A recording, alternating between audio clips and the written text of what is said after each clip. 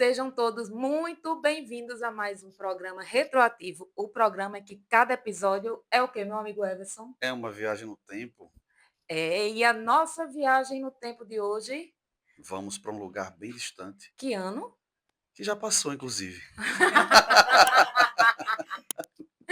Vamos falar sobre o que Mas estamos especificamente? onde? Estamos em 82, então é longe, Isso, é bem longe, bem né? distante. Nós vamos falar de um tema muito legal que a turma tem gostado muito de falar aqui, que são aqueles filmes clássicos, que refletem um pouco da filosofia, né, da visão de futuro. E aí esse filme é um que eu sempre quis falar aqui, que Exatamente. minha amiga Kátia deixou.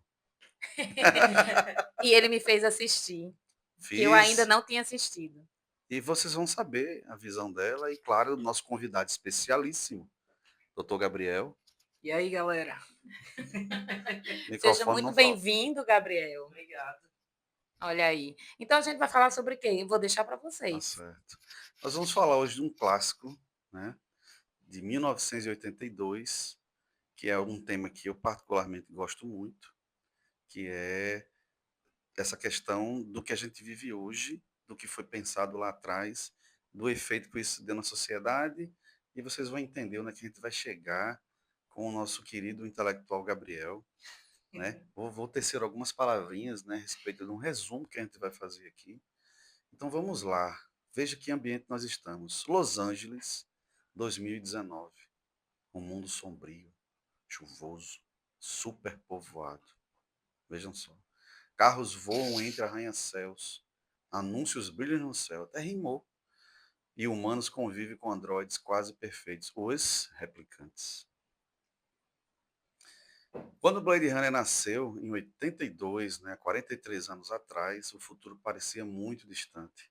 Dirigido por Ridley Scott, inspirado no livro de Philip K. Dick, o filme não falava apenas de tecnologia, mas de alma, identidade e consciência. Os replicantes foram criados para servir, mas começaram a desejar o que há de mais humano, que é o que, pessoal? Viver. Viver. E agora a gente vai falar um pouco sobre, e aí eu vou deixar isso mais para Gabriel, que é o nosso convidado, que ele é meio especialista, né, nesse filme. Então é o coração filosófico do filme. O que é ser humano? O que queria dizer o filme? Você que já leu o livro que inspirou o filme, vamos falar sobre isso, Gabriel. Então, né? Aqui está o livro. Androides sonham com ovelhas elétricas? Fica a pergunta. O Felipe K. Dick ele vai sempre abordar essas distopias, né? Esse futuro apocalíptico, muitas vezes pós-apocalíptico, causado pela ganância humana e pela tecnologia, enfim. E aí, justamente o limiar que o filme toca é até que ponto existe a diferença entre a máquina e o homem, até que ponto o homem não é uma máquina biológica e o que realmente diferencia isso, né? Então, eu acho esse tema muito interessante, apesar de o contexto do filme ser um pouco complexo, porque mostra muita coisa ao mesmo tempo, apesar de seguir a narrativa do Deckard ali, né? Mas acho que para qualquer pessoa que assistiu o filme, a experiência que fica é essa reflexão. O limiar da humanidade, da tecnologia. E estamos vendo isso mais do que nunca agora com o avanço da inteligência artificial. Isso aí, Gabriel. Excelente introdução. E assim, você falou em distopia, né? Uhum. É uma coisa comum nesses tipos de filme. Uma coisa que me chama muita atenção, que muitas vezes assusta um pouco a gente quando a gente assiste pela primeira vez, mas que de fato quando a gente pensa, quando a gente chega naquele futuro, porque o filme passa em 2019, né? Como a gente falou anteriormente, Uhum. já se passou 6 anos. E a gente vive mais ou menos uma sociedade meio louca, né? Meio distópica, né? Exatamente. E o filme ele mostra um cenário que eu quero saber a opinião de vocês dois, na realidade. O primeiro ponto da narrativa da história, né, da ideia de Philip, né, que foi dirigido brilhantemente aí por Ridley Scott, você percebe que no filme ele tem um visual assim sempre escuro, né? É sempre muito dark, é sempre muito sei lá, não sei explicar, mas é angustiante. Pelo menos para Sim, mim foi angustiante. Eu acho que a Kátia também achou um pouco disso, não foi? É isso. É sempre com chuva, é muito caótico, é muito coisa iluminada, Excesso. outdoor voando em zeppelins do futuro, é muita iluminação, ao mesmo tempo é tudo muito escuro, é muito sujo, é muita coisa espalhada, é muita gente, é super populoso, super povoado, super. Eu fiquei meio agoniada até. Eu disse, eu assistindo com o Gabriel essa semana, antes de fazer esse programa, eu fiquei agoniada, disse, meu Deus, eu estou ficando perturbada com o excesso de poluição visual, mas realmente é um filme que traz muitas reflexões, né? É um filme que se passou em 82, que aconteceria no ano 2019, nós já estamos em 2026, e estamos vendo, ou quase 2026, e a gente já está vendo essa tecnologia batendo na nossa porta, né? é verdade. Eu acho que se eu parar para me esforçar aqui para lembrar, eu nem lembro de sequer ter uma cena diurna no filme, porque o clima, a poluição é tão grande no mundo, nesse Isso, imaginário do Ridley Scott, que basicamente é o que a gente vê em cidades como São Paulo, que ainda pelo exatamente. menos tem uma luzinha do sol ali, mas assim, Ainda tem. é levado a um extremo ali, né? E o que eu acho desse universo imaginado pelo Ridley Scott, muito bem imaginado, inclusive traduzido para o cinema, que foi a ideia do Philip K. Dick, é uma catástrofe ecológica muito grande, de fato, que tipo, principalmente as questões envolvendo radiação, Uhum. que dizimaram boa parte da plantação e dos animais do mundo. Tanto que o animal que foi elegido para o livro, que o Deckard está querendo, é uma cabra que ele compra quando ele aposenta os androides. Aham. No filme não tem essa recompensa, mas no filme é citado um animal, né, que é o unicórnio, Uhum. que fica ali naquele imaginário dos sonhos dele, que a gente pode chegar nesse ponto depois, mas enfim. Uma das coisas interessantes que a gente tinha conversado mais cedo, e você, sobre o filme, é sobre a presença dos orientais na cidade de Los Muito forte. Angeles, que no livro é São Francisco, mas está ali tudo dentro da mesma esfera, né, da Califórnia e tudo. E o que eu imagino desse cenário é globalização, que veio com força nos anos 60, Que 70, naquele 80. ano estava se conversando sobre isso, né? Foi no meio dos anos 80 que se Que mudou assim e começou falou a desse modelo novo de sociedade, né? globalização a um extremo que na minha cabeça é como se não existisse mais Ocidente e Oriente. Tipo, tá tudo tão misturado que Interligado, né? todas as raças, todos os povos estão convivendo no mesmo lugar ao mesmo tempo. E o que Querendo ou não, não existe mais território geográfico quase. fazendo um paralelo com hoje, na sociedade atual, existe um movimento contrário já a isso, atualmente. Veja como é interessante. A nação que propôs esse modelo, digamos, os americanos que dominavam o mundo nos anos 80, propuseram esse modelo que é hoje a mesma nação é talvez a nação hoje mais xenófoba do Sim, mundo hoje. Quer expulsar os imigrantes, quer fazer. Veja que contraste, não é? sim. Assim, só para explicar para o pessoal um pouco do contexto do filme, né? Trata-se de um detetive, Deckard, que quem faz esse papel, só para a gente começar mesmo. Ele faz o papel de um detetive que é um caçador de androides, por isso que o filme é Blade Runner, Caçador de Androides. São replicantes, são seres exatamente iguais a gente, porém máquinas, que foram colocados memórias, eles são programados, né? É onde começa toda essa confusão da busca deles e a eliminação, porque eles interferem na sociedade. Então esse cara, Deckard, ele é contratado, ele é um Blade Runner, que é o nome das pessoas que são, tipo, é o policial, o caçador do androide, né? Então a história gira em torno disso e aí a gente vai falar um pouco mais de como é essa interação, como é que é essa relação do replicante com o ser humano. Inclusive tem uma polêmica no final, eu vou deixar para o final. Eu quero ouvir vocês, Uhum. tá? Então vamos em frente, né, Gabriel? Simbora. Vamos em frente. Vamos aqui, pega aqui o nosso roteirinho. uma coisa que me chama muita atenção, que a até já falou, você já falou também, essa questão do visual, né? De Los Angeles 2019. Se a gente olhar direitinho, parece alguma cidade da China. Não Sim. lembra? Não é? Lembra alguma cidade da China, uma cidade bem quase sem luz do dia, bem poluída, tipo aquela névoa de poluição, super populada, super povoada ao mesmo tempo. E o lixo que a gente vê no filme não é o lixo que a gente tem, esse lixo que a gente vê na rua. É um lixo diferente, é como pedaços de coisas que caem do céu, é pedaço de, sei lá, pedaço como é que eu posso dizer? De latarias, de coisas assim, é uma coisa estranha, é um lixo estranho. Aí, uma coisa que eu achei interessante também, que ele no filme, em 1982, ele escreveu, ele criou os replicantes, que era a cópia, a nossa cópia do ser humano, né? Que eles tinham toda uma inteligência, mas não tinham sentimentos, né? Assim, não tinha, entre parênteses, né? Mas aí a gente está vivendo os tempos de inteligência artificial, né?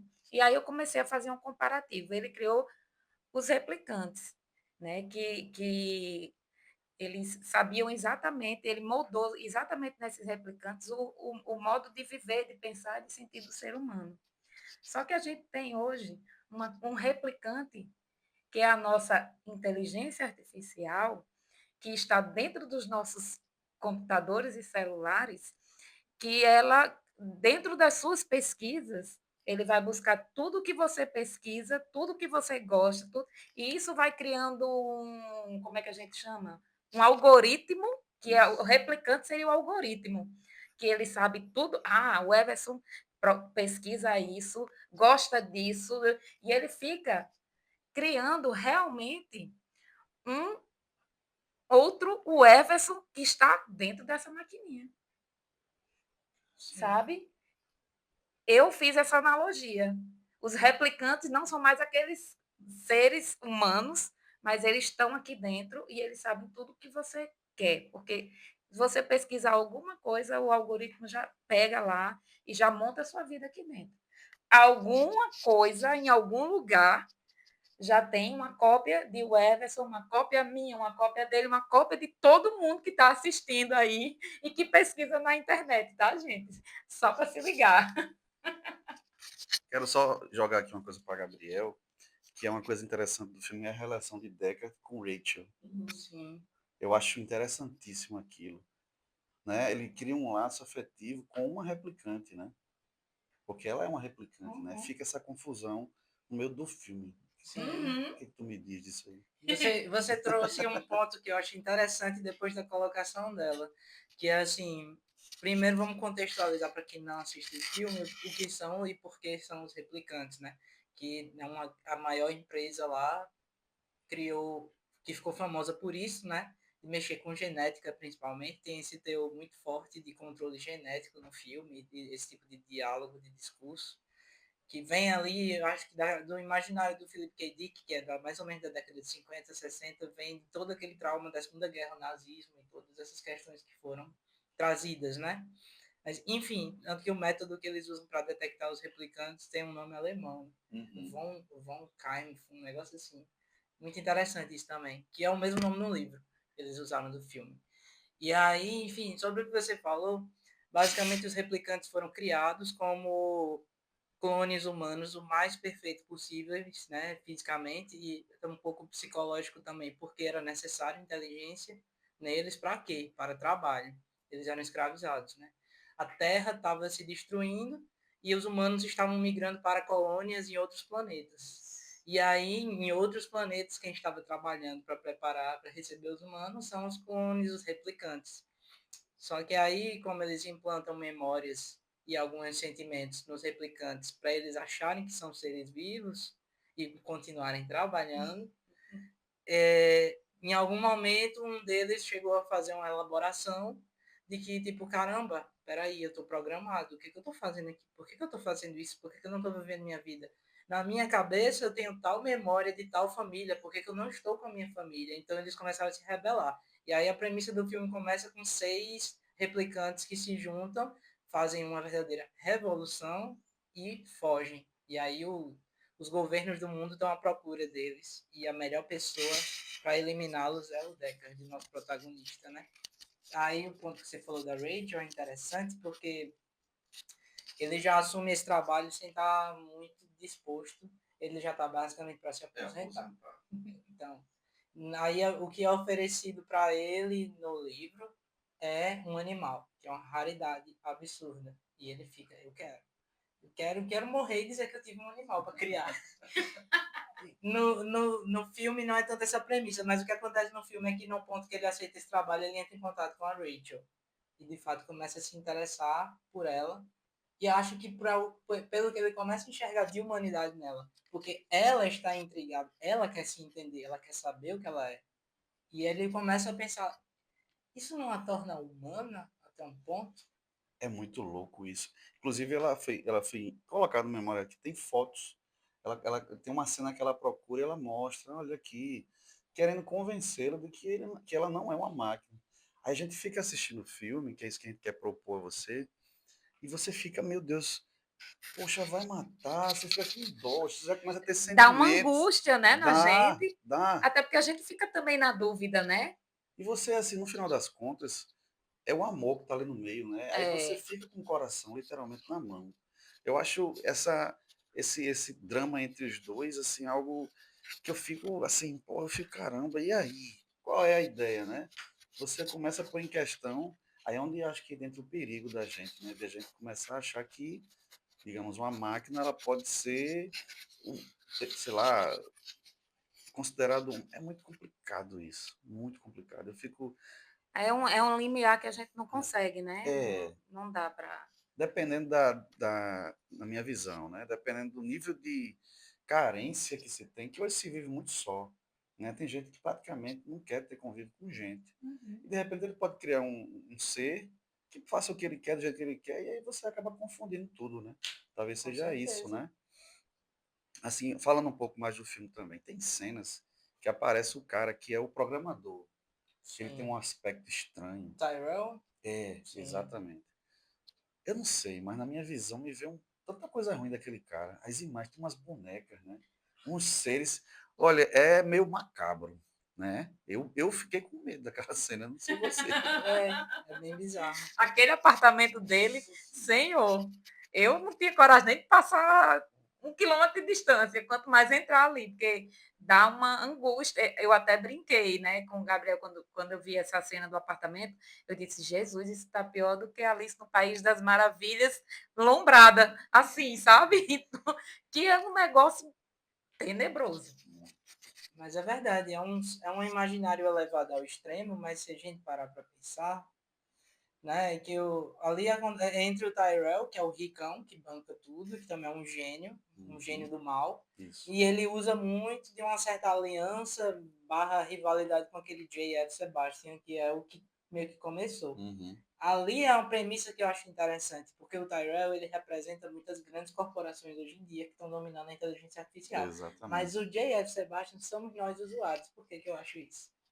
Porque o J.F. Sebastian ele é um cara que ele começou a usar dessa tecnologia para tentar reverter um problema que ele tem, que é causado pela poluição, pela radiação, por tudo, porque ele envelhece rápido demais. Uhum. Ele tem esse problema. Tipo, ele tem, sei lá, 30 anos e já parece ter uns 60, uma coisa meio assim. É bem perceptível quando você vê a maquiagem, né, do personagem, né? É meio assustador. E aí ele começou a mexer com genética e essas coisas para tentar reverter o quadro dele.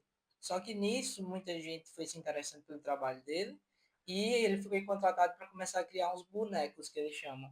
Que até chegar no Nexus 6, que são os perfeitos, tem todas aquelas bizarrices que a gente viu. Mas o ponto que eu quero chegar de por que eu acho que eu vejo ele como nós usuários é que é uma demanda que a gente cria primeiro pela necessidade, por exemplo, saúde ou algo do tipo avanços tecnológicos que a gente precisa para doenças tais, mas que a gente acaba deturpando para outras coisas, né? E sobre o porquê que ele cria os bonecos. Ele é um homem extremamente solitário. Ele mora no prédio sozinho e os bonecos são a companhia dele. Então, ele é basicamente um solitário de hoje em dia que programa várias inteligências artificiais para estar conversando no chat GPT. Então, tipo, eu parto dessa premissa, né? Assim, que foi o que você tinha falado, que não tem muita diferença dos replicantes para uma inteligência Isso, artificial, porque hoje você programa a inteligência artificial, você diz isso. tudo que você quer que ela faça, como faça, e aí ela chega a um ponto que ela tem uma certa autonomia de começar a pegar tudo que você está fazendo e falando e aprender, e aprender, aprender, literalmente lhe replicar, É lhe verdade. espelhar, né? Esse é o perigo. Hoje em dia a gente vê uma coisa que eu acho alarmante, é que eu entendo muito, não é uma crítica a quem faz isso, mas só um ponto para refletir. Que a gente tem visto mais e mais pegar fotos de entes queridos e animar com inteligência artificial e transformar aquilo numa memória viva. Eu fico só pensando, hoje a gente faz isso, e daqui a pouco você começar a poder interagir com esse ente querido e etc, etc. Já pensou simular uma ligação de aniversário, um Natal com família? Sei lá, até que nível a gente vai chegar com isso? Esse papo aqui hoje vai fazer muita gente pensar muito a respeito disso que você falou, Mas cara. essa é a Foi ideia, genial, foi não é não? genial. O que Gabriel acabou de falar também, eu fiquei aqui pensando. Sim, Eu acho o seguinte, eu estou imaginando que o futuro da humanidade vai dar muito trabalho aos psicólogos, psiquiatras, porque vai dar já muita, começou, né, meu filho? é, porque eu aqui, né, nesse papo que a gente tem um roteiro, a gente segue aqui uma linha de raciocínio, mas essas derivações que a gente cria aqui, que é o melhor do programa. Isso, Eu estou aqui, como diria Machado de Assis, estupefato de tanta verdade. informação interessante. Agora eu queria entrar numa parte legal, não sei se Cátia quer complementar alguma coisa. Não, tá, a gente já falou bastante sobre Muito, realmente, né? eu Até coisas que a tô, gente não tinha né, pensado eu antes tô realmente entraram aqui. encucado. Eu queria falar um pouco agora, Gabriel, entendi muito disso, que é a trilha sonora desse filme, que foi premiadíssima, não foi, Gabriel? Que é de um grego, você vai dizer o nome Sim, dele. Vangelis. Eu sou apaixonado pela trilha sonora que ele fez para esse filme. Dois. Ele é um cara fantástico, assim, de criação de trilhas sonoras. Principalmente com o uso de sintetizadores, que não tem nada mais anos 80 do que isso. Não tem nada mais futurista do ponto E de vista, né, futurista, é. dos anos 80 é usar o sintetizador. E aí, nossa, essa trilha sonora é muito responsável por ambientar o filme nesse futuro. E tem a música mais famosa da cena icônica do que a gente pode falar daqui a pouco, né, do Roy, que é Tears in Rain, que é uma analogia do próprio diálogo do filme, né? Ele puxa pro título da música ali. E a minha favorita é Memories of Green, que eu, salvo engano, é o tema que toca quando mostram as cenas da cidade, ou algumas cenas também do Deckard com a Rachel, que é tipo um blues tocado por sintetizadores. Bem, uma coisa bem solitária, bem estranha, bem sensual, não sei. Me dá uma vibe meio Las Vegas do futuro, sabe? Caramba, acho que é por aí mesmo. Que acho que Las Vegas desde sempre representou já esse universo meio cosmopolita, onde tudo é Sim, permitido, tudo que acontece em Las Vegas fica em Las Vegas. essa frase é genial. Então, eu acho massa essa trilha sonora resgatar tanta coisa interessante nesse aspecto, né? E Pois é, eu acho que do filme, digamos, é um capítulo à parte, essa trilha sonora, na minha visão. A gente consegue curtir Blade Runner ouvindo, né? Se quiser botar no radinho a trilha sonora da Blade Runner, você vai curtir o filme e você vai ver o filme também, né? sim, Assim, essa questão da trilha sonora é uma coisa assim que eu vejo que é o que dá vida ao filme, né? Você, Vangelis, eu até acho que o Vangelis foi conhecido no mundo todo depois desse filme. Eu tenho essa impressão. Não sei sim, se acho que ele vocês cresce concordam. mais a partir dali. Ele fez outras trilhas, mas acho que esse filme se não for o mais emblemático, é um dos mais. Pois é, o cara é bom mesmo. Grande Vangelis que também fez parceria com Demi Rousseau, né? Essa turma aí, esses gregos, né? Realmente Sim, fantástico, né? e é muito interessante mesmo isso. Pois é, a gente tá falando dessa parte da trilha sonora de tudo, né? E aí a gente vem para aquela parte também que que Gabriel até falou da música, né? De quando ele fala aquela frase, né? Sim, o diálogo final. O diálogo final, eu vi coisas que vocês não acreditam, não é isso que ele fala aqui? Todos esses momentos se perderão no tempo como lágrimas na chuva. Eu acho uma reflexão, é uma das falas mais belas, né? Porque, afinal, ele não fala sobre máquinas, né? Ele está falando sobre nós mesmos, né? Então, é uma coisa para a gente realmente refletir. É um filme para a gente refletir profundamente, né? Eu ainda não tinha assistido, eu assisti, mas eu sei que tem derivações, né? Já tem o mais Tem novo. o filme mais novo que foi lançado justamente em 2019, que é o Blade Runner 2049, que esse se passa em 49, também com Harrison Ford e com Ryan Gosling. E eu só digo o seguinte, se você viu o primeiro, veja o segundo, que vale muito a pena. Trilha sonora do Hans Zimmer, que é um monstro atual, e que ele pegou o melhor do Vangelis e trouxe para a atualidade. Eu acho assim impressionante, sou apaixonado pelo segundo filme. E para quem gosta de anime, sim, a gente não pode esquecer que esse filme ele é tão importante, tão emblemático, que ele inspirou muita coisa. Então eu deixo aqui algumas sugestões. Uma que está em alta recentemente, apesar de ser um anime dos anos 90, é Cowboy Bebop. Tem esse lance, sim, dessa... Eu diria que ele é um western, um faroeste do espaço. Só para deixa. A trilha sonora também é massa. Mistura blues com elementos de jazz e eletrônicos e afins. Bem legal.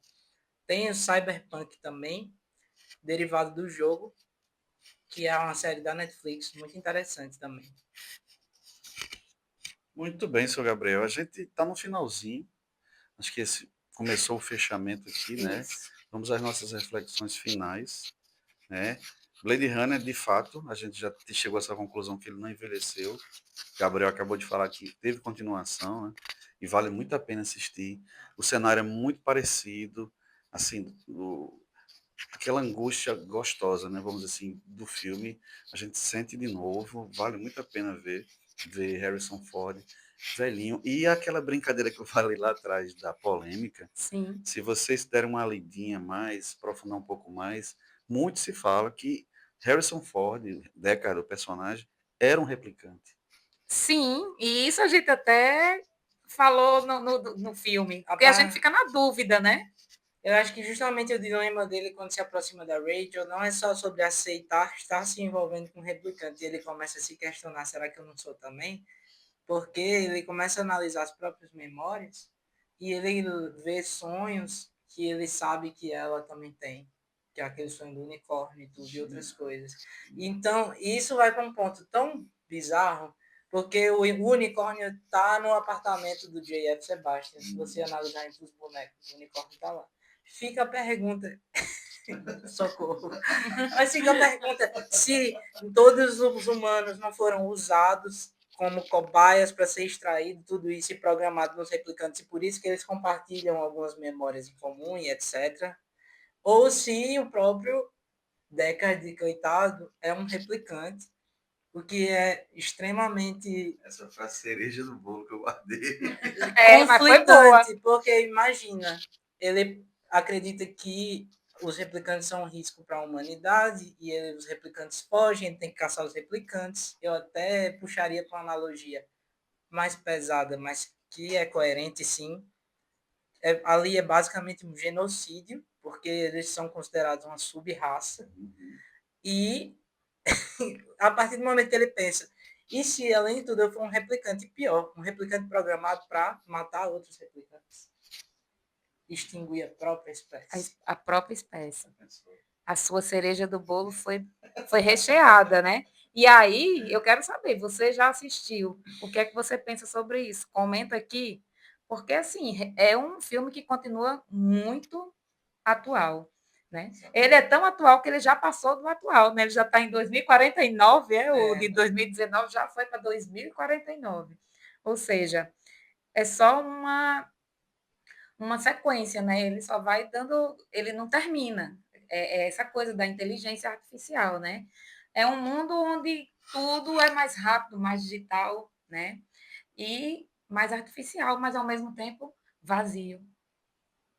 quanto mais a gente tem de informações e de promessas de que você está muito mais perto de mim agora, porque eu consigo ver você do outro lado do mundo, é em vão porque é vazio, verdade. né? E aí a gente tem aquela pergunta para fazer para você. O que afinal é ser humano para você? Comenta aqui, que a gente já deu várias ideias, né? Tô maluco de curiosidade para saber o que essa turma acha disso, após toda essa discussão extremamente rica que promovemos hoje com a ajuda desse lindo, desse fofo aqui, Gabriel. Gabriel! Então Eu é que isso, né? agradeço aí o convite para participar, é sempre uma honra e fico muito feliz. Para quem não conhece o Retroativo, saquem os outros vídeos, é muito bom, sempre com discussões muito pertinentes através da cultura e de coisas nostálgicas, conteúdos do passado aí, muito bons. E é isso, né? É isso. Vamos Vamos. terminando por aqui. Não esqueçam de se inscrever, curtir, comentar e compartilhar. Por favor, gente. Vamos ajudar a gente a chegar um pouquinho mais à frente. Vamos Isso. levar essa conversa para casa de outras pessoas, através de vocês que ajudam a gente, né? Então, se inscrevam, curtam, compartilhem. E toda segunda-feira, às 20 horas, a gente já está aí, aonde você estiver. Que agora não é mais só na sua casa, né? É no seu É no seu celular, é celular, no na seu rua, no computador. outro país, que você estará viajando, mas assistindo a gente. De qualquer forma, a gente está junto toda segunda às 20 horas. E esse foi mais um Retrô. Ativo para você. Tchau! Beijo. Valeu!